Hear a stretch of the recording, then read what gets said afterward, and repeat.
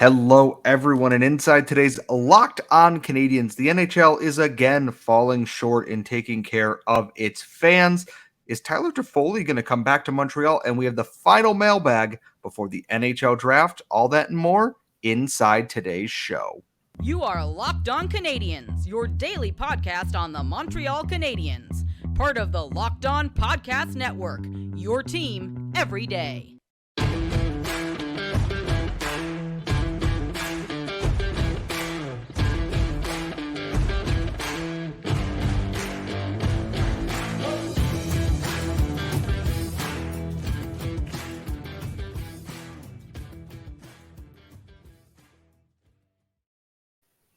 Hello, everyone, and welcome to episode 873 of Locked On Canadiens. This episode is brought to you by Game Time. Download the Game Time app, create an account, and use code LOCKEDONNHL for $20 off your first purchase. We are, of course, your daily Montreal Canadiens podcast, part of the Locked On Podcast Network, where you get your team every single day of the week. I am one of your hosts. I am Scott Mellon. I'm joined, as always, by the active stick, Laura Saba. And Laura, it is Friday. Normally, we would be doing all mailbag questions today ahead of the NHL draft, but the NHL and the Montreal Canadiens, so to speak, in this last little bit here, have given us plenty to discuss inside today's episode. Before we get into that, how are you doing? I know you have a lot on your plate for this weekend while I am away having all the pro wrestling fun in Toronto. I'm doing okay. The listeners will hear that my voice is kind of shot. I'm in the middle of moving, so the next episode will be from my new dwelling. And it's don't get excited, I didn't buy a house. That's coming later. This is just my temporary accommodations. But I'm excited to finally be done with this moving process because it feels like it's been weighing on me for about 37 years.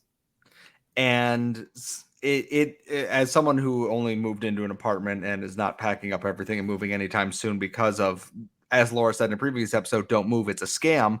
I feel for that, especially with it being as warm as it has been here. But we're going to jump right into the main news of the day here. And this comes from the NHL. And I got to be honest, if I said I was disappointed, I would be potentially underselling how annoying this is. The NHL, via Gary Bettman, earlier this evening, just before, I want to say 5:30ish, announced they are doing away with all specialty jerseys for pregame warmups. Pride jerseys, Black History Month jerseys, hockey fights cancer jerseys, military appreciation jerseys, everything. The NHL is doing away with those.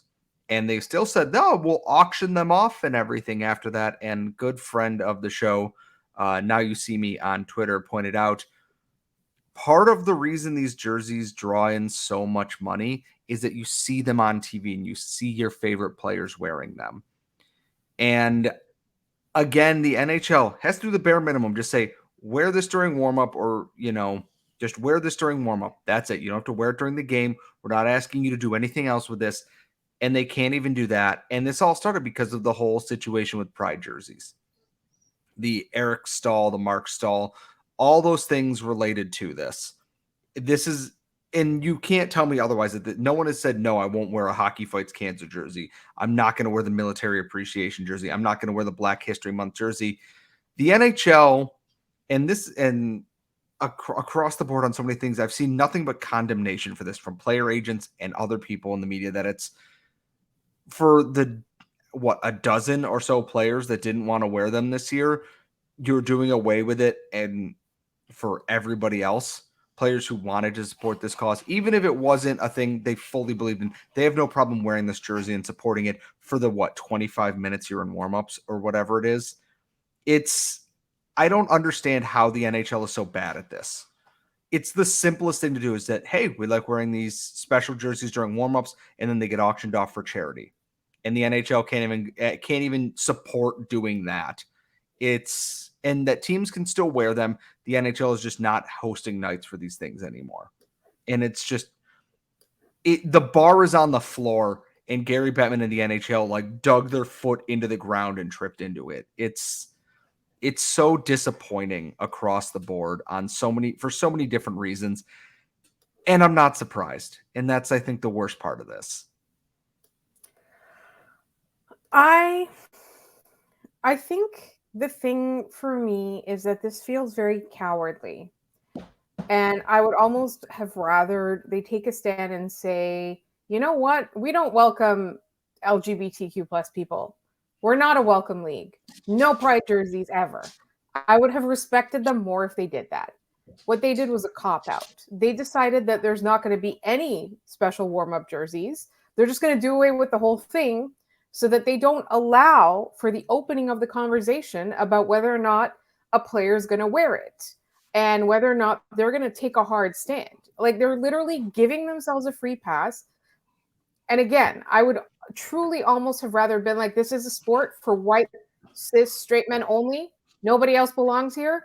And we're not going to do this, because that would at least have been taking a principle stand.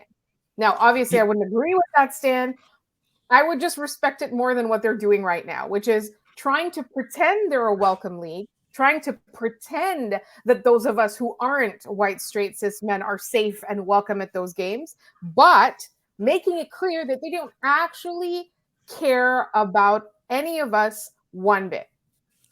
That's the thing is, we want to make it clear. Laura is making a hypothetical here. We're not saying that we want the NHL to do that. That would be just, what's the phrase? Going full mask off on this is that it's not hard to be supportive. They are not asking you, fans and people in this community within the hockey fan base are not asking for all that much. If anything, they are asking players to just wear this jersey once, sometimes two. I mean, I think some teams have held them at different times or do different events for that. And not every player goes and does these events in that, because we know Pride in Montreal is outside when most teams are doing their Pride jerseys, even though the Canadiens wear them during the season. They're not asking Montreal for much. Pride is in August. So for those of you who are listening from outside of Montreal, fans in other provinces or states or countries, most of the world celebrates Pride in June. In Montreal, we apparently celebrated it in August. And I'm not sure why we're outliers on that regard. I'm sure there's a history behind that. But well, again, just for laughs, I'm pretty sure is in June, is it not? Which is just probably not the reason to delay Pride, but no, it's just like Montreal's a rolling festival in the summer, and towards the end of it, there's Pride. It's just the bare minimum. The bare minimum.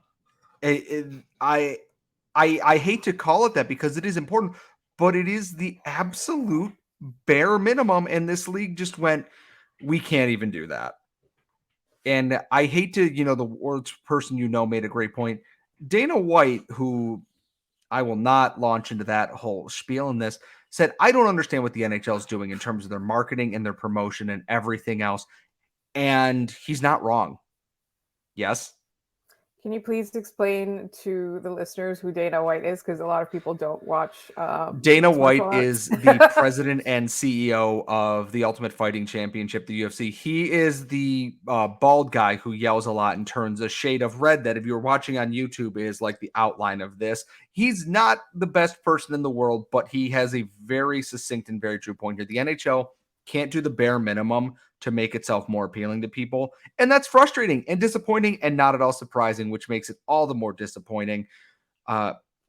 Obviously, we will see what teams will stand up and still do their own Pride nights, their own hockey fights, cancer nights with jerseys and stuff. They are still allowed to, I believe, wear them, but it is at the team's discretion. It is not a league mandated thing. They will not be making these jerseys themselves, as far as I understand it. It's upsetting and it's sad and it's not surprising, but we do have to change gears a little bit. We could spend an entire show talking about this on a number of different levels, but there's so much other news going on that can be tied to the Canadiens and with the draft next week.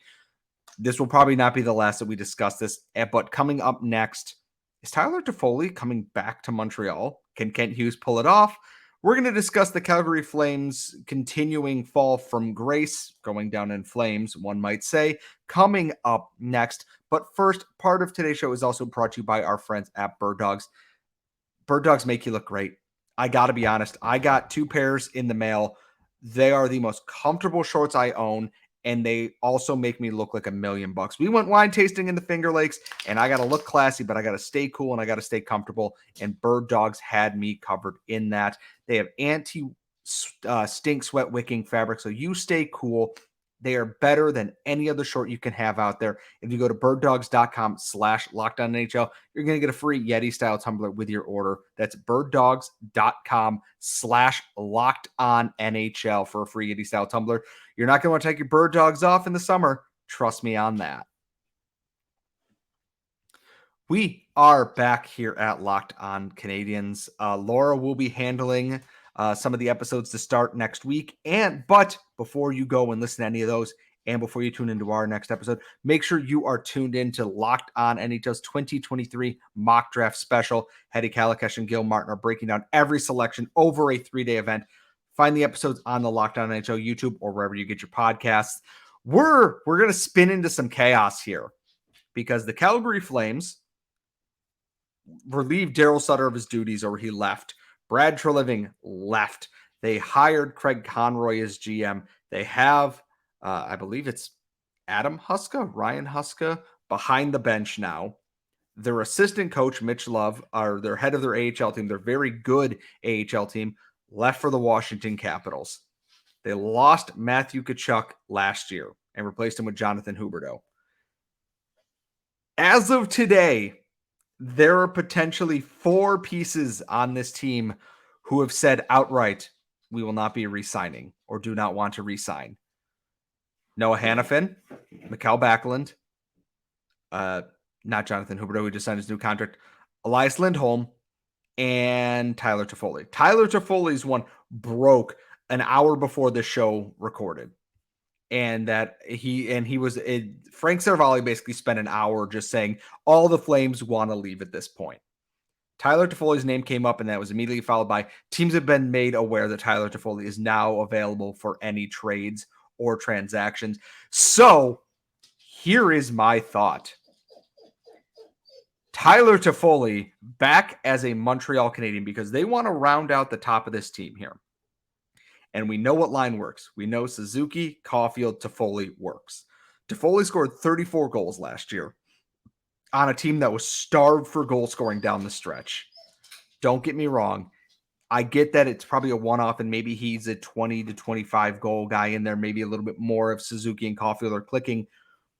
But Kent Hughes trading Tyler Toffoli, getting a first and Emil Heineman, and then getting Tyler Toffoli back potentially for a pittance because he doesn't want to be in Calgary.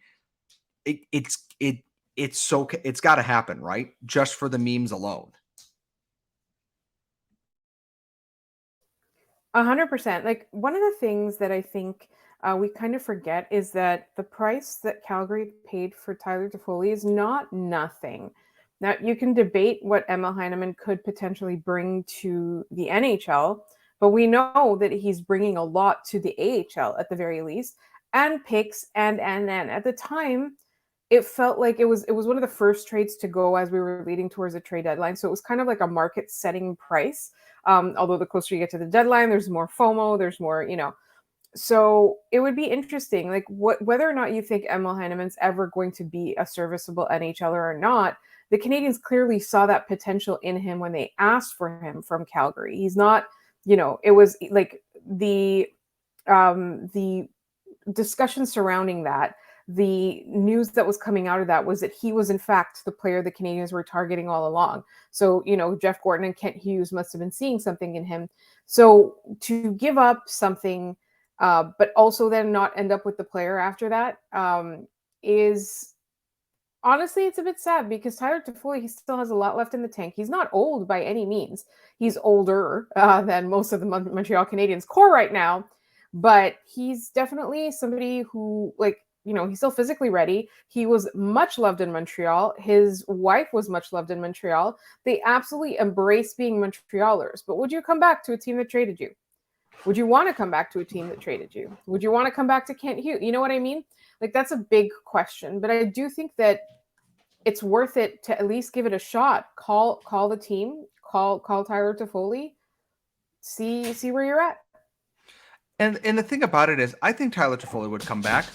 I absolutely think he would come back, and I think he'd be welcomed back with open arms. And I think most people themselves never really wanted him to go, but it was a business decision. He was a tradable asset for the Canadiens at a time that they needed to trade assets. And he's on a 1-year deal, and he has no interest in re-signing. It's not that, Calgary's going to be bad. They're going to be bad, which I will touch on part of why that's good for the Canadiens here in a second too, is that it's only 1 year. And maybe he's just there to kind of be that, guy who's guiding some of these younger pieces along here. You have Tyler Toffoli. Could he be a piece that works with a Kirby Dach in there? Could he be a piece that works with Pierre-Luc Dubois in there? Is he a guy that can help? Even if he's not playing on the top line, he's a guy that could play anywhere in the lineup. And yeah, he struggled. A lot of people struggled under Daryl Sutter's system to score goals. I'm not saying it's going to happen. I think there's another team that's going to snap him up that has the cap space that is ready to kind of take that next step this year on a 1-year deal on a guy that's probably not going to be overly expensive for a lot of teams here. And unfortunately, teams like Pittsburgh, a Detroit, even like a Buffalo, who are looking to just take that next step or rebound after a poor year. And that's not counting the other names in there, like Michael Backlund, older. Noah Hannafin is probably going to be the one that fetches the most from Calgary at this point.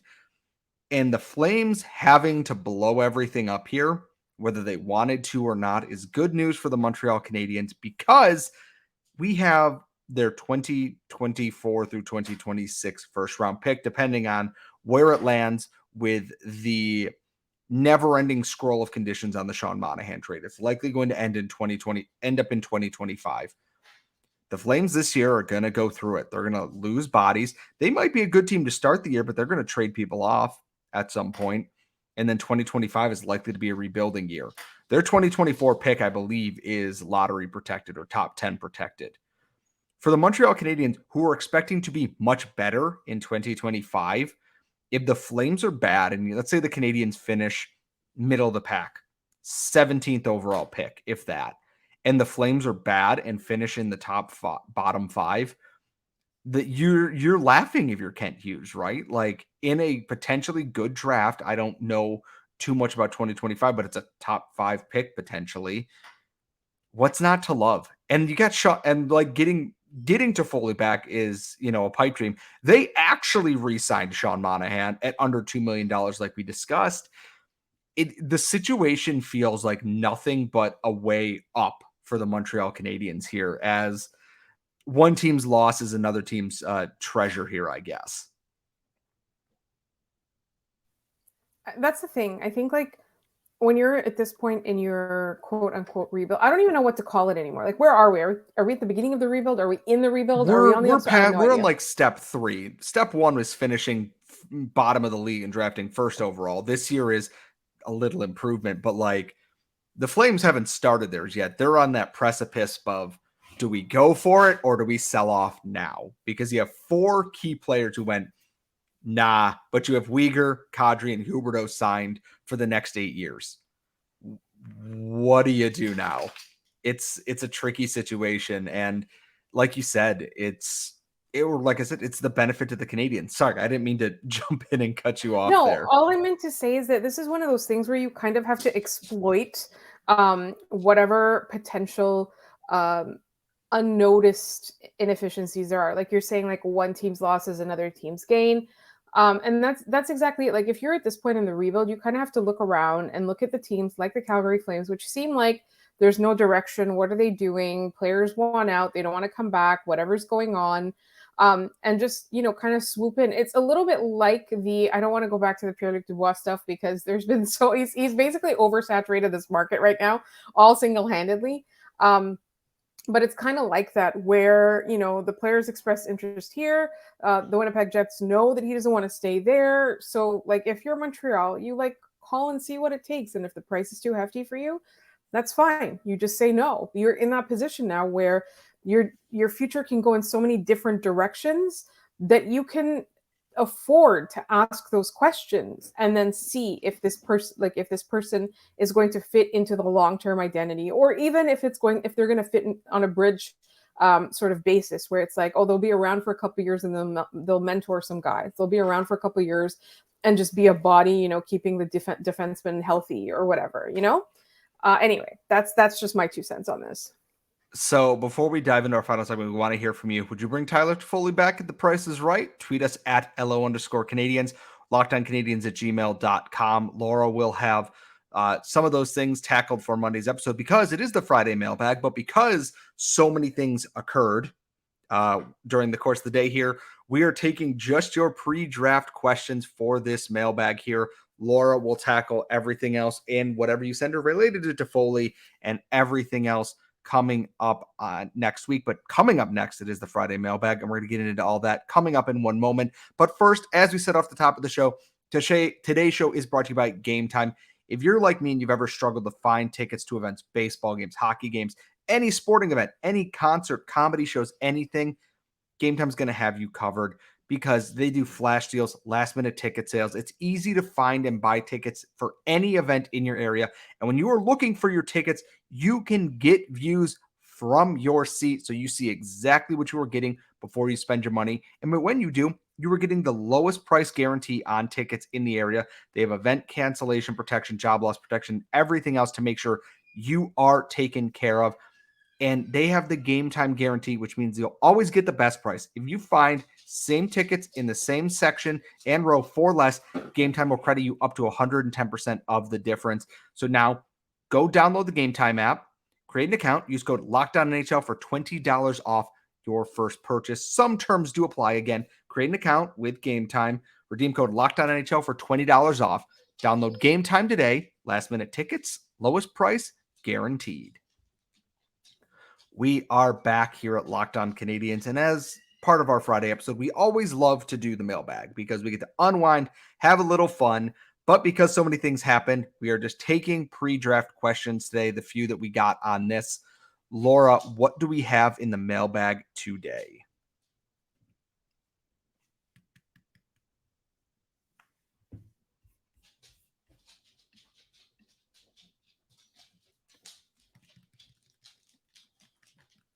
Laura, you're on mute, by the way.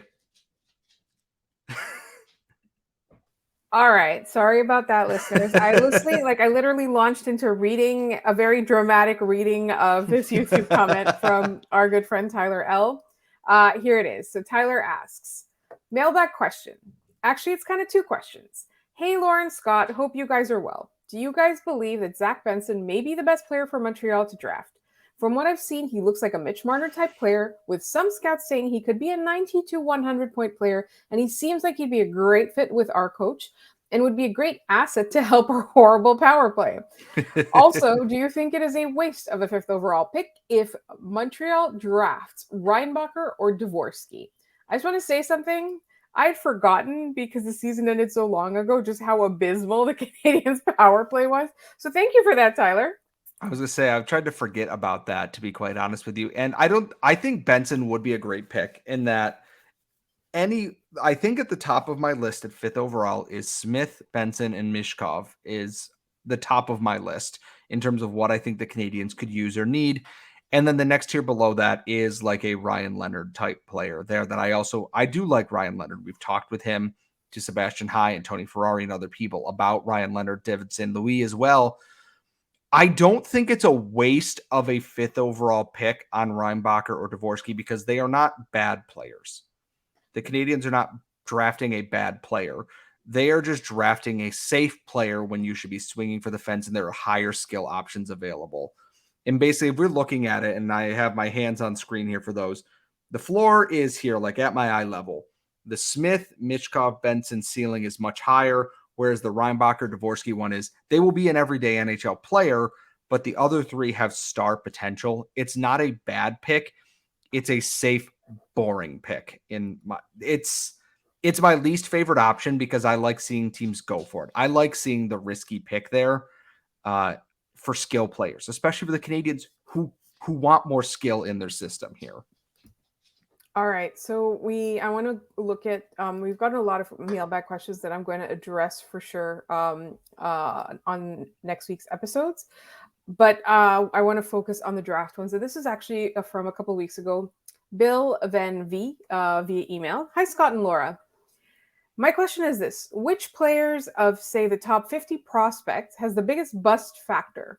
This podcast has talked about taking big swings, but which players have the potential to make a first or second round pick look bad 10 years from now? Think a David Fisher, a Michael McCarron, or a David Wilkie type selection. You've mentioned, oh yeah, this is about another show idea. So when we asked you guys for show ideas, he presented one. So all these show ideas are going in our files, and we're going to start churning them out in the off-season content. The biggest bust but possible potential that I've seen in the first round, and the thing is, I don't say this lightly, because Will Smith has his flaws in his game, in that if he comes good and hits his ceiling, he's going to be a great producer at the NHL level, not a physical player overall, though. But I think the biggest one, and we talked with Tony Ferrari about this in our live episode, Lukas Dragicevic, is he has all these offensive tools, cannot defend his way out of a paper bag right now. I think that is potentially up there. And I don't know. Can you consider if Michkov just doesn't come over at all, like wants to stay in Russia for whatever reason, are we calling that a bust, or are we just calling that, bad luck? It's like you took a risk and it didn't pan out. It was a gamble.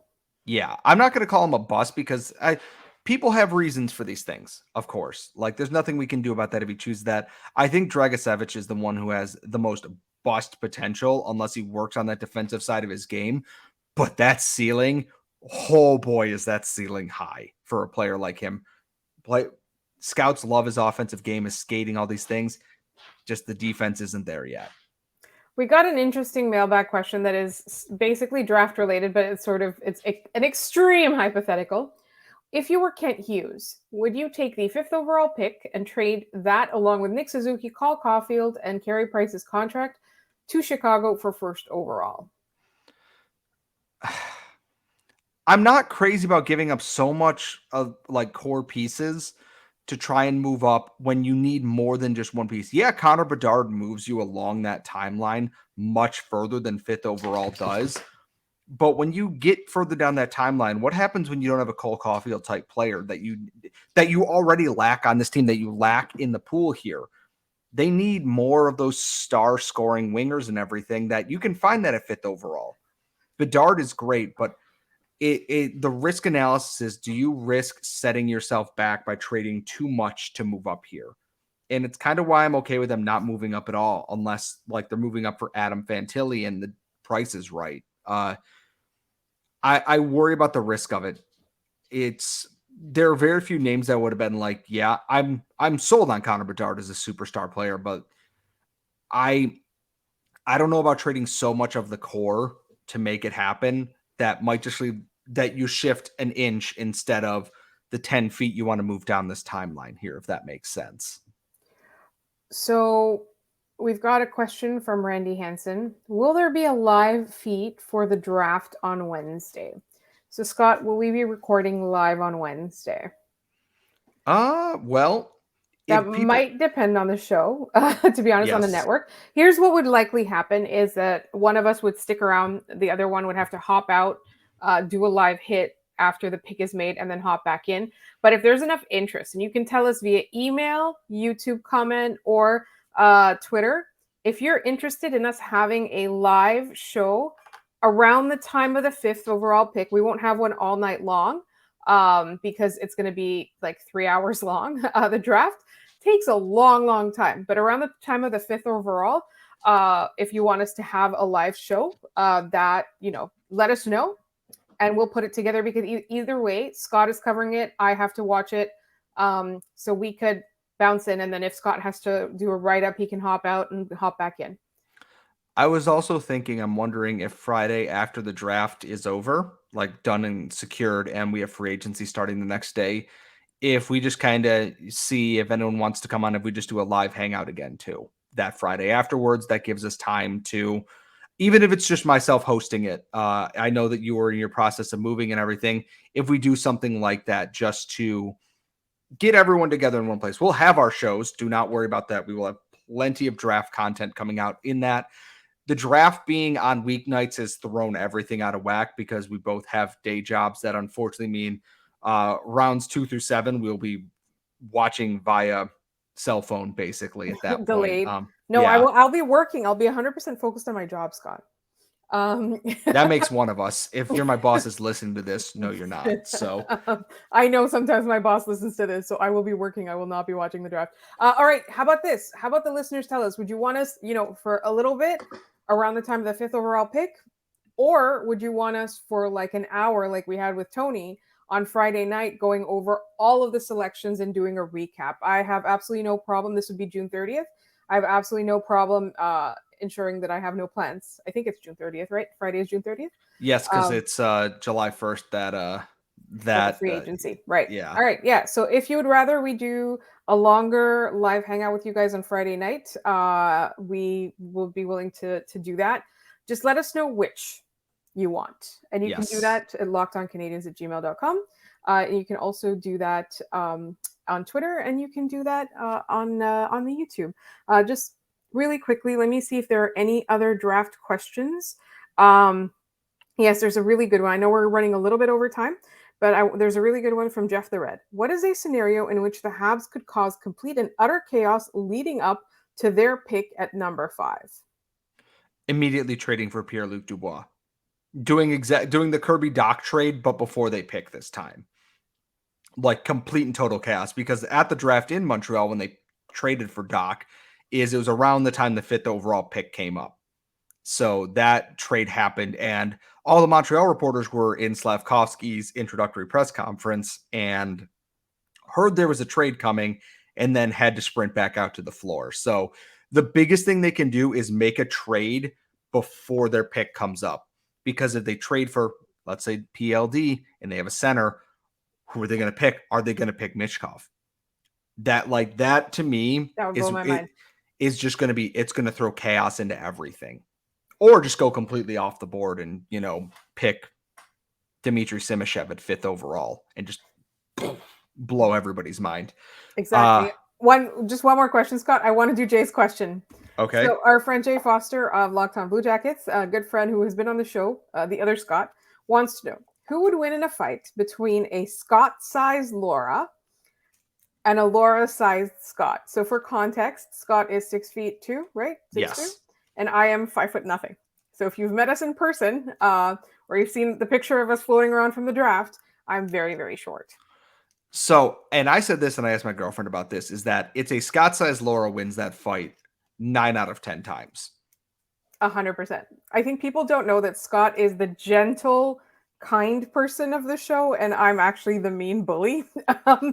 Twitter would extremely disagree with that assertion, but do not listen to Leafs fans or anyone from Alberta, Scott. Or British Columbia or Ottawa or apparently parts of Carolina, or I'm blocked by random Stars fans for some reason. I don't know. Winnipeg too.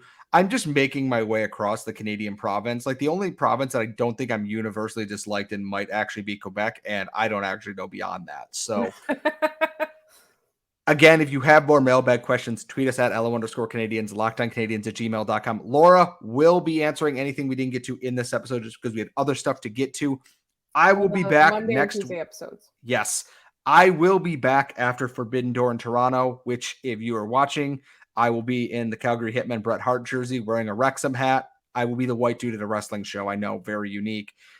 So I will be back after that. I will probably have plenty of story time to tell y'all for that. Make sure you're following us wherever you get your daily podcast, Google, Apple, Spotify. Subscribe on YouTube so you don't miss our live episodes. Follow Laura at The Active Stick and follow myself at Scott Matla. Folks, it is almost draft week, and we will see you all next time.